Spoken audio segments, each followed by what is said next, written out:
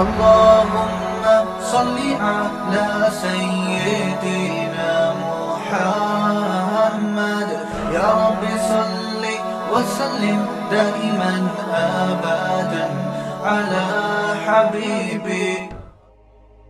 یوں کہہ دیا, ایک ڈاکٹر صاحب سے میری ملاقات ہوئی, بڑے اچھے, پرانی بات ہے, اب ان کو نہیں پتہ چلے گا کہ میں ان کی بات کر رہا ہوں.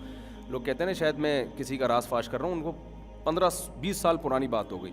وہ ڈاکٹر صاحب گوشت بالکل نہیں کھا رہے تھے, حتیٰ کہ چکن بھی نہیں کھا رہے. وہ دعوت تھی چکن, ان کے دال چاول پکے ہیں. میں نے کہا خیریت, آپ اتنے بڑے ڈاکٹر ہیں, آپ تو گوشت. انہوں نے کہا کہ گوشت کھانے سے کیا ہوتا ہے کہ جی ہارٹ کے مسائل کھڑے ہوتے ہیں. پھر انہوں نے بڑی ایک فلسفہ پیش کیا, بڑی وہ ڈیٹا ویٹا تو ہوتا ہی ہے, ہم لوگ کو تو جاہل لوگ ہیں میڈیکل سائنس میں, ہمیں کیا پتا.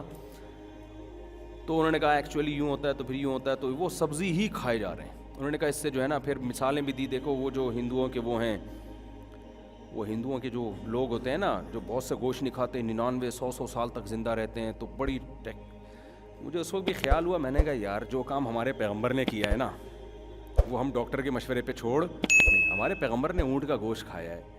میں تو جب حج کرنے گیا نا, اتنا مزہ آیا, کیونکہ حج میں ہمیں مینا میں دنوں میں بھوک ٹائٹ لگتی ہے, کھانا پینا سارے روٹین آگے, اور محنت بہت ہوتی ہے, پیدل چلنا بہت. تو ہمارے گروپ میں ایک مولانا صاحب تھے, انہوں نے بیان کیا. بیان میں بتایا کہ یوم نہر میں رسول اللہ صلی اللہ علیہ وسلم, یہ حدیثیں تو ہم نے پڑھی ہوئی ہیں, لیکن ظاہر ہے وہ بیان کے دوران انہوں نے اس حدیث کو ہائی لائٹ کیا. تو وہ حدیث تھی کہ نبی صلی اللہ علیہ وسلم نے یوم نہر کے دن جب تھک گئے نا, تھک جاتا ہے انسان مینا میں رمی سے فارغ ہو کر, تو آپ صلی اللہ علیہ وسلم نے آپ نے فرمایا کہ یہ یوم نہر ہے, یہ قربانی کا دن ہے. تو 100 اونٹ نہر کیا آپ نے. پھر آپ صلی اللہ علیہ وسلم نے ان 100 کے 100 اونٹوں میں سے تھوڑا تھوڑا گوشت لے کے اس کی یخنی بنوائی ہے, ٹھیک ہے نا. اس کو پہلے زمانے میں ایسا ہی گوشت بنتا تھا. پھر آپ نے اس میں سے پیا ہے. میں سوچ رہا تھا وہ حدیث, جب انسان کو بھوک لگ رہی ہوتی ہے نا, تو وہ حدیثیں جن میں کھانے پینے کا تذکرہ ہے, وہ سن کے بھی بڑا مزہ آتا ہے. تو میں سوچ رہا تھا کہ کیسی آرگینک غذائیں تھیں اس دور میں, ہیں بھائی. نہ وہ ڈالڈا ڈل رہا تھا اس میں, صحیح ہے نا, نہ کون سے ڈالڈا کو بیچارے کو بدنام نہیں کرنا چاہتا میں, جتنے بھی کوکنگ آئل ہیں کوئی بھی نہیں تھا. کسان اور کون سا آ رہا ہے, تلو اور پتہ نہیں کون سے, سیدھا اونٹ ہی کی چربی میں پکایا گیا اور آپ صلی اللہ علیہ وسلم نے تناول کیا. تو میں سوچ رہا تھا مزہ کتنا آ جائے گا شدید بھوک میں اتنی فل آف پروٹین چیز جب آپ کھائیں گے اور وہ شوربہ پئیں گے, اور وہ شوربے میں آئل شامل نہیں ہے. آئل کی وجہ سے کھانا جتنا بے لذت ہوتا ہے نا, اتنا کسی چیز سے نہیں ہوتا. تجربہ کر کے دیکھ لو آپ, گوشت اسی کی چربی میں پکا کے کھا لیا کرو. خیر, تو میں سوچ رہا تھا کتنا مزہ آیا ہوگا یار. اور ہم لوگ کیا کر رہے ہوتے ہیں, بالکل اتنی شدید بھوک میں بھی سموسے پھوڑ رہے ہوتے ہیں ہم بیٹھ کے. نہ ہمیں وہ مزہ آتا ہے اور نہ وہ جسم میں طاقت آتی ہے. تو آپ اگر نبی صلی اللہ علیہ وسلم کی خوراکوں کو دیکھ لینا, تو میں آپ سے یہ عرض کرتا ہوں کہ تمام, ہاں وہ ڈاکٹر صاحب کیا کہہ رہے تھے کہ بالکل بھی گوشت چکن بھی نہیں کھا رہے وہ. تو میں نے کہا ڈاکٹر صاحب کی اپنی تحقیق ہوگی, ہم تو کھائیں گے, ہم نے تو طبیعت سے پھوڑ دیا. ہم نے کہا یار یہ ہمارے نبی گوشت, ہمارے نبی صلی اللہ علیہ وسلم کی جو صفات بیان ہوئی ہیں نا پچھلی کتابوں میں, کہ جو آخری نبی آئے گا, ان صفات میں صفت ہائی لائٹ کی گئی ہے کہ گوشت خور ہوگا وہ نبی. نہیں آئی بات, میرا خیال ہے وہ نبی کیا گوشت, کیونکہ اس دور میں بھی کچھ ویجیٹیرین بھی تھے جیسے آج بھی ہے نا. ارے جب انسان اپنی عقل سے خود سے اپنا لائف اسٹائل متعین کرتا ہے تو ٹھوکریں کھاتا ہے نا. عقل استعمال کی بعض لوگوں نے, انہوں نے کہا ہم انسان ہیں, ہم جانور کا گوشت کیوں کھائیں, ہم جانور کو کاٹیں گے, وہ چیخے گا, اس کا خون نکلے گا, تڑپے گا, یہ ظلم ہے. تو ظلم کے خلاف آواز اٹھائی, اتنی آواز اٹھائی کہ جانور کاٹنے کے اوپر بھی پابندی لگا دی. بہت سے لوگوں کا یہ نظریہ ہے کہ ہم گوشت نہیں کھا سکتے. وجہ اس کی یہ کہ آپ جانور پہ ظلم کیوں کر رہے ہو. ان سے جب پوچھا گیا کہ بھائی جانور بھی تو دوسرے جانور کو کھا جاتے ہیں, تو انہوں نے کہا وہ تو جانور ہے نا, تم انسان ہو, تم میں اور ان میں فرق کیا رہ گیا. جب وحی کے بغیر آپ کھوپڑی استعمال کرتے ہو نا, پیغمبروں کی تعلیمات کے بغیر, تو کھوپڑی آپ کو کبھی بھی بیلنس راستہ نہیں بتاتی. وحی کے بغیر کھوپڑی استعمال کی نا, ہم تو وحی کے آگے ہتھیار ڈال دیتے ہیں. اللہ نے کہا کہ بکرا کاٹ کے کھا سکتے ہو, اللہ اس کو تکلیف ہوتی ہے, اللہ کہتے ہیں میں نے بنایا ہے نا, میں نے بنایا ہے, تمہارے لیے بنایا ہے, تو اس کو زندہ ہی اتنا عرصہ تمہارے کھانے کے لیے رکھا ہے, تو کاٹ کے کھا جاؤ اس کو, ٹھیک ہے نا. اس کا بہترین مصرف ہی ہے کہ یہ کھانے کے لیے بنا ہے, تمہارے لیے پوری کائنات مسخر کی ہے. کچھ جانور حرام کر دیے, ان میں بھی بڑی حکمت ہے.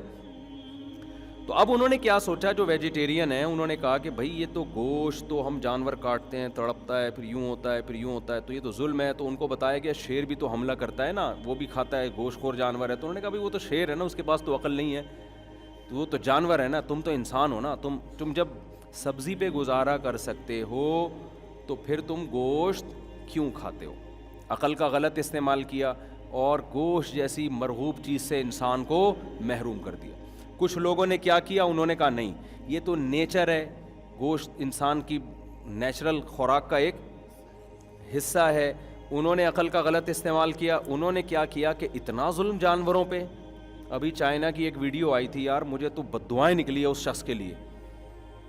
کتے کو پکڑ کے آگ میں لٹکا دیا. دیکھو آپ تھوڑی دیر کے لیے آگ کے قریب اپنی انگلی لے کے جاؤ, آگ سے زیادہ تکلیف دے دنیا میں کوئی چیز نہیں ہے. تبھی تو اللہ نے آخرت میں نافرمانوں کے لیے آگ کا عذاب رکھا ہے, اس سے زیادہ تکلیف ہوتی نہیں کسی چیز سے. تو آپ تھوڑی دیر کے لیے, اور کتے کو اٹھا کے کیا کرتے ہیں, لٹکا دیا زندہ اور نیچے سے آگ جلا دی. مار کے کر دو یار یہ کام, تو مار کے کر دو آپ. یعنی ایسے گوشت خور بنے کہ کتے اور گائے کا فرق ختم کر دیا, لال بیگ بھی کھائے جا رہے ہیں. اور جانور, ایک فریق نے کیا کیا, جانور پر اتنا رحم کہ جانور کھاؤ ہی نہیں, اور دوسرے فریق نے کیا کیا کہ جانور پر رحم ہی نہیں کرتے. وہ زندہ کتا چائنا میں اور کوریا میں زندہ کتا جلتی ہوئی کڑھائی میں ڈالا جاتا ہے, زندہ کتا. آپ اندازہ لگاؤ یار, کتنا زندہ مرغے ڈال دیے جاتے ہیں. ہم جب مرغا ذبح کرتے ہیں نا, پہلے جان نکالتے ہیں اس کی, پھر اس کو آگ کہیں بھی گرم پانی میں ڈالیں یا کچھ بھی کریں. لیکن آپ یوٹیوب پہ ویڈیوز دیکھ سکتے ہیں, زندہ مرغا اٹھا کے کڑھائی میں ڈال دیا, پھر وہ نکالا اس کو, وہ زندہ ہے, تڑپ رہا ہے, اس کے بال نکال رہے ہیں. جی اب گرم ہو گیا نا تو اب بال نکلیں گے اس کے, اب اس کی کھال ادھیڑ رہے ہیں, زندہ تڑپتے ہوئے کی. تو یہ بھی انتہا کیوں ہے؟ یہ بھی وحی کی پیغمبر کو فالو نہ کرنے کا نتیجہ ہے یہ. اور یہ بات خوب اچھی طرح ذہن میں رکھیں, اسلام نے جو حلال جانوروں کو کاٹ کے کھانے کا حکم دیا نا, اس میں ایک بہت بڑی حکمت, بہت ساری حکمتیں ہیں, پھر کریں گے انشاءاللہ اس میں. اچھا کروں گا انشاءاللہ, ٹھیک ہے. تو اسلام نے جو یہ حکمت بتائی ہے نا, بہت ساری حکمتیں. ایک بڑی حکمت یہ بھی ہے کہ دیکھو یہ بھی جانوروں پہ رحم ہے. جتنے حلال جانور ہیں نا, حلال جانور, جب آپ ان کو ذبح کرتے ہو, حلال جانوروں میں شعور بہت کم ہے. ہم بقرعید میں دیکھتے ہیں ایک گائے کٹ رہی ہے, دوسری اس کے کھڑی ہوئی دم لائف کو انجوائے کر رہی ہوگی, اس کو پتہ ہی نہیں کہ میری بہن کے ساتھ کیا ہو رہا ہے. اس میں خوف پیدا نہیں ہوتا. کبھی کبھار کوئی بدک جائے وہ شور شرابے کی وجہ سے. یہاں دیکھ لو آپ, اجتماعی قربانیاں ہوتی ہیں, ایک گائے کاٹ رہے ہیں, وہ دوسری لائف کو کیا کر رہی ہے, دم ہلا رہی ہے. دور سے دیکھا حسینائیں بال سکھا رہی ہیں, قریب جا کے دیکھا بھینسیں دم ہلا رہی ہیں. صحیح ہے نا. ٹھرکی لوگ جو ہے نا, ان کو کہیں بھی کوئی چیز ہلتی ہوئی نظر آئے نا, پہنچ جاتے ہیں کہ شاید کچھ حسینائیں ہیں. پتہ چلے تو بھینسیں تھی جو کیا کر رہی تھیں, دم ہلا رہی تھیں. تو بھینس کٹ رہی ہوگی, اس کے قریب کھڑی ہوئی بھینس کیا کر رہی ہوگی. جانور پہ وحشت نہیں ہوتی حلال جانوروں میں. بکرا کاٹ رہے ہو, ساتھ میں بکرا کھڑا ہوا ہوگا, اس کو پتہ ہی نہیں کہ کیا ہو رہا ہے, کیونکہ وہ بہت زیادہ ذہین نہیں ہوتے, ان میں خوف نہیں پیدا ہوتا. جب تک گلے پہ چھری چل کے کٹ کے خون نکلنا نہیں شروع ہو جاتا, ان کو تکلیف نہیں ہوتی.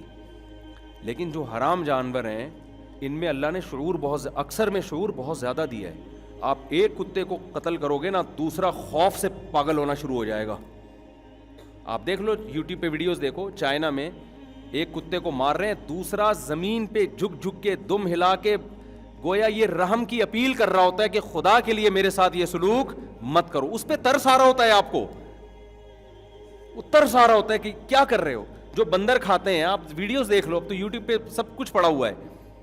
بندر کا مغز کھایا جاتا ہے نا, جو بندر کو پکڑ کے لاتے ہیں, بندر کیسے بھاگنے کی کوشش کر رہا ہوتا ہے. انسان کو اس پہ ترس آتا ہے, انسان کو ترس آتا ہے کہ اس کو پتہ چل گیا کہ میرے ساتھ کیا ہونے والا ہے. وہ ذہین جانور ہے نا بندر. اس وقت انسان کہتا ہے اللہ تیری کتنی بڑی رحمت ہے جانوروں پر. اسلام جانوروں پر بھی بہت بڑی رحمت ہے. کہ وہ جانور جو انتہائی ذہین ہے, جن کو اندازہ ہو جاتا ہے کیا ہونے والا ہے, ان کو مارنے کی بھی اسلام نے اجازت نہیں دی ہے. اس کو پہلے سے ترس آئے گا آپ کو. آپ بندروں کی ویڈیوز دیکھ لو جن کو کاٹنے کے لیے لے کے جا رہے ہیں, ایسا تڑپ رہا ہے نا, ایسا بھاگنے کی کوشش کر رہا ہے.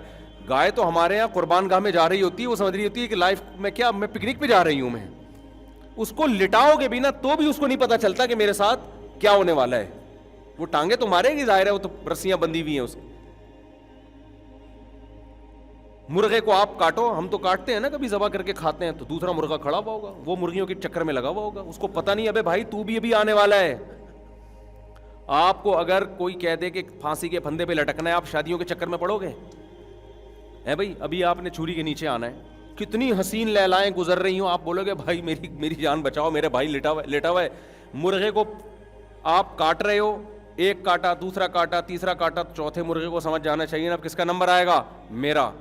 بالکل لفٹ نہیں کرائے گا آپ, حتیٰ کہ آپ چھری گلے پہ رکھ کے تھوڑی سی چلا کے چھوڑو گے, فوراً مرغیوں کے پیچھے بھاگے گا. وہ اس میں خوف پیدا نہیں ہوتا. ہاں ایک چیز ہوتی ہے کہ مرغی کو آپ لٹا کے نا اس کے اوپر تنکا رکھ دو, وہ آرام سے پڑی رہے گی, لیکن وہ نفسیاتی اس پہ ایک وہ ہوتا ہے کہ پتہ نہیں کیا ہو رہا ہے, لیکن وہ اس کو وہ موت کا خوف نہیں ہوتا. لیکن آپ کتوں میں اگر ایک کو مارو گے نا, دوسرے کو اندازہ ہو جائے گا میرے ساتھ غلط ہونے والا ہے. ایک کو آپ کڑھائی پہ پھینکو گے, دوسرے کو اندازہ, وہ رحم کی اپیل کر رہا ہوتا ہے, رحم کی اپیل کر رہا ہوتا ہے کہ خدا کے لیے میرے ساتھ یہ ظلم مت کرو. یہ بھی اسلام کی ایک رحمت ہے. تو دیکھو بیلنس ہے نا اسلام میں. بعض ہندوؤں نے کیا کیا کہ گوشت سے ہی انسان کو محروم کر دیا, بعض نے کیا کیا, جو گوشت خور ہیں انہوں نے انسان پر, جانوروں پر ایسا ظلم کرنا شروع کر دیا کہ ذبح کیے بغیر ہی بس کڑھائی میں زندہ ڈال دو. ہمارے ایک دوست چائنا گئے, تبلیغی جماعت میں تھے, کہہ رہے وہ میری دعوت ہوئی ہے, تو ہمیں نہیں پتا چلا کہ وہ دعوت میں نا اتنا بڑا بکرا لا کے رکھ دیا. اب وہ چائنیز نے دعوت کی تھی, ان کو پتہ نہیں تھا, کہہ رہے اتنا بڑا بکرا پورا صحیح سالم, اور وہ زندہ بھی تھا, نہیں اس کی ہل رہا تھا. وہ کہہ رہے, میں نے کہا یہ کس ٹائپ کا کھال سمیت بکرا ہے بھائی. جب دم پہ میں نے کہہ رہے اسٹڈی کرنا شروع کی, اس کے سر سے لے کے جب دم پہ گیا نا تو دم پتلی سی گول. کہہ رہے پتہ چلا یہ بکرا نہیں ہے, کیا یہ کتا ہے. کہہ رہے ہیں پورا کتا, پھر تفتیش کی پتہ چلا جی پورا کتا زندہ اٹھا کے پانی میں ڈال دیتے ہیں یا کڑھائی میں ڈال دیتے ہیں, اور اس کے اوپر ڈھکن ڈھک دیا, وہ چیخ رہا ہے, چلا رہا ہے, اور پھر جب اس کو نکالتے ہیں سانس اس میں ہوتا ہے بعض دفعہ, کیونکہ اسکن کے ذریعے ہلاکت, بہت اسکن جلتی ہے نا انسان کی, کھال کے ذریعے مرنا بہت مشکل کام ہوتا ہے. اسلام نے تو حکم دیا رگیں کاٹ دو, فوراً بلیڈنگ, جتنی زیادہ ٹانگیں چلائے گا اتنی زیادہ بلیڈنگ ہوگی, اتنی زیادہ جان جلدی نکلے گی اس کی. جانور پہ بھی رحم کیا, انسانوں پہ بھی رحم کیا. ذبح کرنے کا فائدہ یہ ہوتا ہے کہ سارا بلڈ اس کے جسم سے نکلتا ہے. ساری بیماریاں کس میں ہوتی ہیں؟ بلڈ میں ہوتی ہیں. ہے بھی ناپاک اور گندی چیز بلڈ, کپڑوں پہ لگ جائے تو نماز نہیں ہوتی. تو انسان کا بھی فائدہ ہے, اسے بلڈ سے پاک گوشت مل گیا, اور جانور پر بھی یہ رحم ہے. سمجھتے ہو کہ نہیں سمجھتے ہو؟ تو خیر میں اپنی بات کی طرف آتا ہوں. تو میں بتا رہا تھا کہ وہ ڈاکٹر صاحب کہہ رہے تھے گوشت بالکل بھی نہیں کھانا چاہیے. تو میں ڈاکٹر سے بدگمان نہیں ہوا, میں نے کہا ہوگی ان کی تحقیق, ہم تو بھائی وہی کام کریں گے جو 1400 سال سے چلتا ہوا ہے. اور اسلام میں تو گوشت کی اتنی اہمیت ہے, اگر ہم گوشت چھوڑ دیں ہماری تو مذہبی تہوار ہی ختم ہو جائیں گے. ہر تقریب میں تو گوشت ہے اسلام میں. اسلام میں کھانا زیادہ کھانا پسندیدہ کام نہیں ہے, لیکن جتنا کھانے کا تذکرہ ملتا ہے گوشت کا ملتا ہے ہمیں. یعنی جو تقریبات میں, مثال کے طور پر بقرعید تہوار ہے یا نہیں ہے, اس میں کیا کھلا رہا ہے اسلام؟ دال چاول کھلا رہا ہے. ابے کرسمس میں عیسائی لوگ کیا کھاتے ہیں؟ جو بھی ان کی کھیر کیک ویک یہی کھائیں گے نا. ان کی ہندو لوگ کیا کھاتے ہیں؟ سب جو ان کا تہوار ہوتا ہے مٹھائی کھا لیں گے نا اس میں. اسلام میں کسی تہوار میں مٹھائی, یار ایک تو آپ پہ بولنے پر گوشت نہیں کھاؤ گے تو پھر یہ حال ہوگا. یہ لڈو کھا کے جو بیٹھے ہوتے ہیں نا وہ سست ہوتے ہیں, گوشت کھاؤ گے تو پھر دیکھو آپ کا اسٹائل کیسا ہوگا. تو اسلام میں بقرعید کے بیان کا رخ چینج ہو گیا, لیکن بھائی مفید باتیں ہی ہو رہی ہیں, میرا خیال ہے غلط بات نہیں ہو رہی. اسلام میں بقرعید والے دن تہوار ہے نا بہت بڑا, تو کیا سوئیاں کھانے کا حکم ہے, مٹھائی کھانے کا حکم ہے, لڈو کھانے کا حکم ہے؟ گوشت. اور ہمارے نبی صلی اللہ علیہ وسلم بہت تھوڑا کھایا کرتے تھے, خوراک سے آپ کو رغبت ہی نہیں تھی. لیکن بقرعید والے دن امی عائشہ کیا فرماتی ہیں, پہلا نوالا ہمارے نبی کے حلق مبارک میں جانور کے, قربانی کے جانور کے گوشت کا جاتا تھا. اس وقت تک کچھ کھاتے نہیں تھے کہ اللہ نے آج ضیافت کی ہے, آپ کی کسی نے ضیافت کی ہو اور آپ پہلے سے پیٹ بھر کے آ جاؤ, میزبان کو غصہ آئے گا کہ نہیں آئے گا؟ تو اللہ نے آج ضیافت کی ہے تو ہم ابتدا کس سے کریں گے؟ گوشت سے. تو کتنی ترغیب ہو گئی نا گوشت کھانے کی. اس دن 4 دن روزہ رکھنا حرام کر دیا اللہ نے بقرعید کے 4 دنوں میں, 10 تاریخ کو, 11 تاریخ کو, 12 تاریخ کو, 13 تاریخ کو روزہ حرام ہے. کیوں حرام ہے؟ آپ گوشت نہیں کھا سکتے اگر آپ روزہ رکھ لو گے. یہ جو 4 دنوں میں روزہ حرام ہے اس لیے تھوڑی کہ دال چاول سے اوائڈ کروانا ہے آپ کو. آپ دال چاول نہیں کھا سکیں گے, آپ کھچڑی نہیں کھا سکیں گے, آپ ایکچولی سیلڈ خوراک میں یہ جو آج کل چل رہا ہے نا, چل رہا ہے, میں ڈاکٹروں کا مذاق نہیں اڑا رہا بھائی, وہ ان کی اپنی فیلڈ ہے, ان کو کرنے دو, کھائیں آپ سیلڈ ویلڈ بھی کھائیں. تو ایکچولی وہ یوں, ابے بھائی اللہ کہہ رہا ہے کہ 4 دن تمہیں روزہ اس لیے حرام ہے کہ میں تمہیں بکرے کاٹ کاٹ کے کھلا رہا ہوں اور تم کمبختو روزہ رکھ کے بیٹھ جاؤ گے. یہ گویا اللہ کی میزبانی کی توہین ہے. گوشت کھاؤ تم ان 4 دنوں میں, 3 دن قربانی کی اور چوتھا دن بھی تکبیرات تشریق کا, ایام تشریق, اس میں بھی روزہ حرام کے چوتھے دن تک بھی گوشت چل رہا ہوتا ہے. تو میں وہ ڈاکٹر صاحب کی بات کر رہا تھا, میں نے کہا یار یہ کہہ رہے ہیں گوشت نہیں کھاؤ اور کہ جناب اللہ میاں تو ہمیں کیا کھلا رہے ہیں؟ بقرعید کا مطلب ہم کیا کھائیں پھر؟ اللہ میاں ہماری بقرعید تو ختم, ہمارے نبی تو بقرعید والے دن کھجور بھی نہیں کھا رہے, صحیح نا, جو آپ کی اہم خوراک تھی. اور دوسرا اسلام میں تہوار کیا ہوتے ہیں؟ وہ جو ہے عقیقہ ہے, خوشی ہے نا. عید کے دن تو سب اجازت ہے کہ آپ کچھ بھی کھا لیں, کھجور کھا لیں, گوشت کھا لیں. دوسرا ہے عقیقہ. عقیقے میں بھی کیا حکم ہے میرے بھائی؟ کبھی حدیث میں دیکھا آپ نے؟ حدیث میں آتا ہے اولم ولو بشاتن, سوری عقیقے میں آتا ہے کہ 2 بکرے یا 2 دمبے یا گائے کے 2 حصے, گائے کے بھی 2 حصے بھی ہو سکتے ہیں, یہ لڑکے کی طرف سے, اور لڑکی کی طرف سے 1 بکرا یا گائے کا 1 حصہ. وہاں بھی نہیں ہے کبھی آپ نے سنا ہو کہ بھئی کسی مفتی صاحب نے عقیقہ کا بتایا ہو کہ بھئی آپ کے ہاں بچہ پیدا ہوا ہے, لڑکا ہے تو مٹھائی کے 2 ڈبے, لڑکی ہے تو مٹھائی کا 1 ڈبہ. وہ ہمارے کلچر کا حصہ ضرور ہے لیکن اسلام میں اس کی کوئی ترغیب بولو نہیں ہے. اسلام اگر عقیقے کے موقع پر کھلان دیتے پلان دی بات کرتا ہے تو اولم ولو بشاتن, اگرچہ 1 بکرا ہی کیوں نہ ہو. ابے میں ولیمے کی حدیث کو یہاں لگا دیتا ہوں عقیقے پہ, ابھی ولیمے کی طرف آ رہا ہوں. تو اس میں بھی جانور, خوشی میں کیا گوشت کھاؤ اور گوشت کھلاؤ. ہم کیا کر رہے ہوتے ہیں خوشی میں؟ مٹھائیاں بانٹ بانٹ کے لوگوں کو گیس کا مریض بنا رہے ہوتے ہیں. ہمارے حضرت مٹھائی بالکل نہیں کھاتے تھے. حضرت تو ایک ٹرم استعمال کرتے تھے, وہ ممبر پہ نہیں استعمال کر سکتے. مٹھائی کا حضرت نے بڑا ریکارڈ لگایا ہوا تھا, ایسا ریکارڈ تھا اگر آپ وہ حضرت کا وہ ملفوظ سن لیں تو آپ مٹھائی کھانا چھوڑ دیں. آپ وہ اتنے خلاف تھے نا مٹھائی کے, صحیح. تو اس میں بھی ہم کیا حکم دیا گیا ہے؟ اور پھر اسلام میں کھلانے کی ترغیب وہ ولیمے میں بھی ہے. اسلام میں ولیمے کے علاوہ کوئی اور دعوت کا کانسیپٹ نہیں, یعنی ترغیب ہی نہیں ہے. وہ آپ کریں دعوت, پابندی نہیں ہے, لیکن جو ترغیب ہے کس کی ہے؟ ولیمے کی. تو حدیث میں آتا ہے اولم ولو بشاتن, ولیمہ کرو اگرچہ 1 بکرا ہی کیوں نہ ہو, بکری یا بکرا کچھ بھی, یا دمبا. تو جو شادی آپ نے کی ہے اس میں بھی ہمارے ہاں خوشی میں مٹھائی کھلائی جا رہی ہے. بیڑا ہی غرق کر دیا کہ نہیں کر دیا؟ جو خوراکیں ہمیں پیغمبر دے کر گئے تھے ان تمام خوراکوں کی ایسی کی تیسی کر دی ہم نے. ہمارے نبی کیا کہہ رہے ہیں؟ ولیمہ کرو اگرچہ, یعنی تم نے شادی کی ہے نا تو مٹھائی نہیں ہے.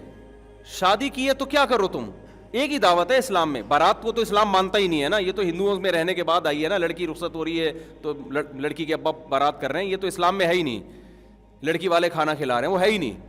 اس وقت تو ایسا ہوتا تھا مسجد میں یا کہیں بھی مجمع میں نکاح ہوا, بس ہو گیا نکاح, جب رخصتی ہوگی تو آپ دلہن کو لے کے گھر چلے جانا, پورا مجمع آپ کے ہاں پہنچے گا, کل لڑکا کھانا کھلائے گا رخصتی کے, جیسے بھی قبائلی علاقوں میں ہوتا ہے. تو وہاں بھی کیا حکم دیا جا رہا ہے؟ ترغیب جو دی جا رہی ہے کس کی دی جا رہی ہے؟ گوشت کی. اس کے ابھی آلٹرنیٹ ہم نے کیا نکال لیا؟ مٹھائی. تو مجھے بتاؤ جس مولوی کو یہ حدیثیں معلوم ہو وہ ڈاکٹر کے مشورے پہ گوشت چھوڑے گا؟ وہ دنیا چھوڑ دے گا، وہ گوشت نہیں چھوڑے گا. بولے گا بھائی ہمارا تو مذہبی بات بات پہ گوشت کھا بھی رہا ہے، گوشت یعنی ہمیں کھلا بھی رہا ہے اور کھلانے کی ترغیب بھی دے رہا ہے، تو ہم کیسے آپ کی بات مان لیں ڈاکٹر صاحب کائنڈلی. تو مجھے بچپن سے ہی نا ڈاکٹروں کی وہ باتیں جو نیچر کو اپیل ہی نہیں کرتی، میں کبھی بھی ان سے متاثر نہیں ہوا.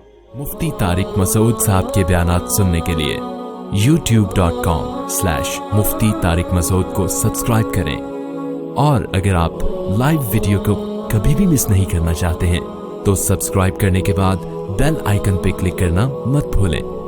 جزاک اللہ.